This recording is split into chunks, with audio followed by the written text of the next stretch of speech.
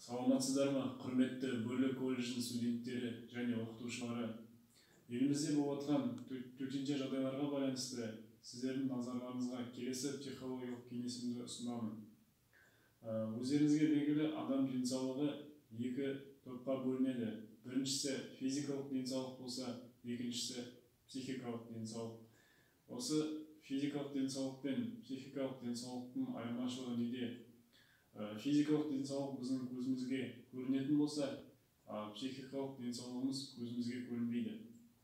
Енді осы пандемияға байланысты жаңағыдай бойымызда үрей мен шошыну қалыптасуы мүмкін. Осы үрей мен шошынуды алдын алу мақсатында сіздерге трансперсоналды терапия әдісін көрсететін боламын. Яғни трансперсоналды терапия дегеніміз жаңағыдай бойымызды үрей мен шошынудан аулақ ұстау үшін пайдаланатын әдіс болып табылады.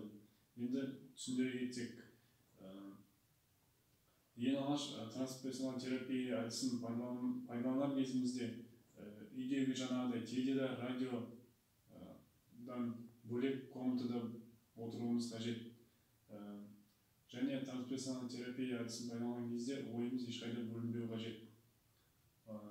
Келесі трансперсоналды терапияны бастаған кезде ең алғаш бойымызға дем алатын боламыз, бірақ демді мұрынмен аламыз. Ауызбен емес, мұрынмен алатын боламыз. Мысалы, мұны көрсететін боламын.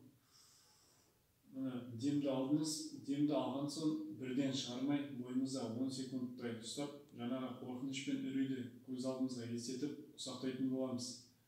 Яғни осы қорқыныш пен үрейді ұсақтап, ішіміздегі демді жіберу арқылы осы жағымсыз энергияны да осы дем арқылы бірге ойымыздан шығаратын боламыз. Осылай 3-4 рет пайдаланып, осы трансперсоналды терапияны күніне жаңағыдай таңмен, обедте, кешке жатар алдында пайдалансаңыз, осы ойымызды қорқыныш пен үрейден алдын алуға көптеген септігін тигізеді.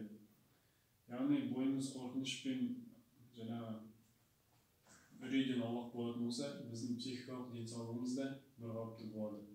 Назар аударғандарыңызға рахмет. Сау болыңыздар.